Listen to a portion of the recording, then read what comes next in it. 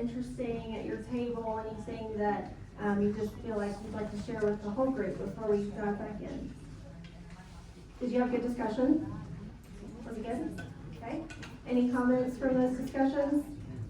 It's nice to know I'm not alone. Me too. Anyone else? Okay. Thank you. So I think before we can truly talk about making change in our kids' lives, we actually need to look at ourselves. So our kids are always watching us. We're their role models. We're the one that are setting the tone in our home. And a powerful exercise I'd encourage everyone here to do is to candidly ask your spouse and your kids what they think about your tech habits. So I got to sit down with my two boys, Ben and James, and ask them. And they will give it to you straight. They said, "Mom, you're on your phone way too much." Should not feel good. I felt really defensive. But I think the Holy Spirit helped me stay calm in that moment. And I asked a follow-up question. I apologized and I asked for their forgiveness. And I asked a follow-up question, and I loved my son James's response. So I asked him to say it again so I could do a little video for you guys. And I think the audio is not looking great, but hopefully you can hear. James, can you just share with the parents what you said to me the other day when I asked you how you felt when I was on my phone sometimes when you're trying to get my attention? Yeah, okay. So sometimes I just feel like adults use their phones too much. A phone is a rectangle piece of cool, very smart technology. And we're people. We're the most important, number one, most important thing after God in the world. Aww. Thanks, Betty. Thanks for sharing that. Could you hear it? Okay. He was being more generous in this second rendition of saying that he meant like parents, but he meant Brian and I, right? Like our priorities in line. And he actually said to Brian, I think, was it 6 months ago? Yeah, he said, "Dad, you love your phone more than you love me." Like, talk about a dad really hard, right? Which of course we know is not true. Like, they are our priorities. We want to be present with our kids. But if I'm on my phone for 3 hours and I'm spending 10 minutes with my son in a day, which one am I loving more? So I come up here not as someone who has this all together, but just as someone who wants to start this conversation with other people that this is hard for us too. It's not just for our kids and they're watching us. And I know wanting to be a good role model is inspiring to me. So I just wanted to start by talking through some research and some ideas and tips for helping if you feel like the Lord's putting on you to, I know it's a good picture, right? That's happened to us too. But if the Lord's putting on your heart today to make any changes, I just wanted to talk through some tips and techniques that researchers have found helpful. So this first one, Brian and I have actually done. It's the idea of having a no phone zone. So it could be, some families say no bathrooms, no bedrooms, or you might do it around a time of day, like never at meal times. So Brian and I were getting in a habit of using our phones right before we fell asleep at night, like bringing them in bed with us, scrolling, and then when we woke up, we'd turn off our alarms and looking at them again in the morning. And we just didn't like the tone that was setting in our marriage. So we would say, hey, let's be better about this. And so we would do well for a few days, and then we'd slide back for a few days, and we kind of went back and forth for about a year, and we realized we just need to make a situational change here, right? Like, we are just not being successful. And research has found that actually people who make good habit changes, they aren't people that have a lot of self-control or willpower, but they're strategic about their environment.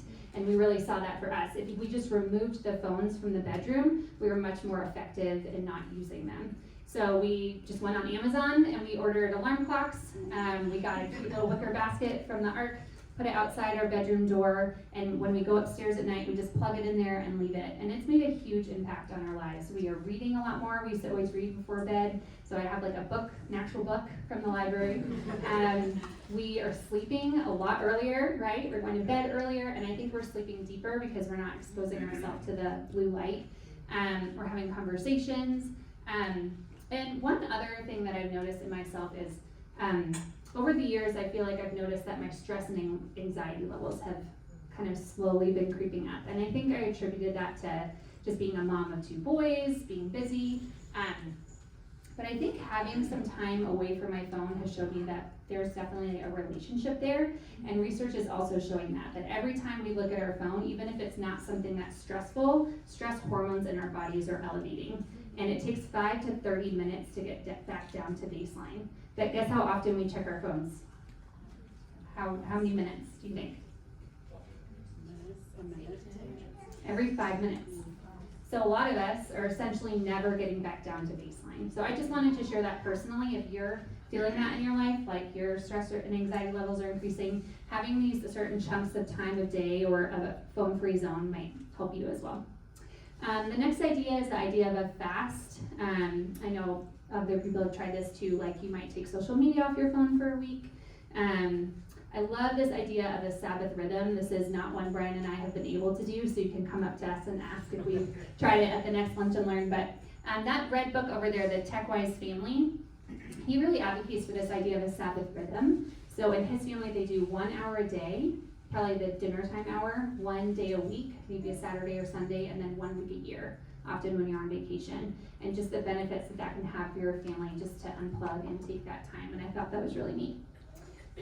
This next idea is really interesting, the idea of using friction. So the idea here is if it's harder to get on your phone, you'll use it less, right? Makes sense. So you can do grayscale on your phone, you can turn on Do Not Disturb, and actually the number one tip they have for this is to take your phone and turn it off, walk across your house, and physically hide your phone. And I found this to be so effective because if I just say to myself, oh, I don't want to use my phone tonight at the dinner table, but I just put it beside me, somehow it's like in my hands 10 minutes later, I don't even remember picking it up, right? We're creatures of habit. But if you take it and put it in another room, you need to have the intentional thought of, I want to be on my phone, stand up, walk over there and turn it on. And most of the time we're not being intentional about being on our phones. A lot of times it's just out of habit. So that was a really helpful tip. This next one is the idea of narrating your tech use. So let's say I'm sitting down and playing Uno with my boys and the phone rings. Instead of just picking it up and deciding what to do, I can talk about it with them. So I can say, oh, hey, this is Grandma calling. I'm not going to answer it right now. I just want to play this game with you. Or, hey, this is Grandma calling.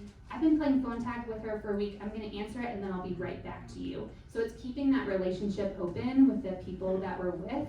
And I think it also, I haven't done this yet, but I love the idea because I feel like it will keep me accountable too. Because I'm not going to say to my kids, oh, hey, I just want to pick up my phone and scroll on it for 5 minutes, right?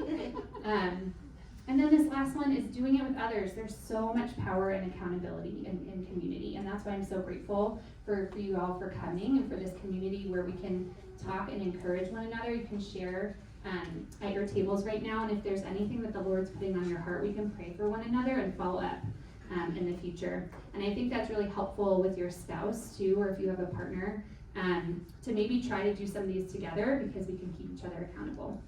So we can go to the next section and talk about the next set of questions.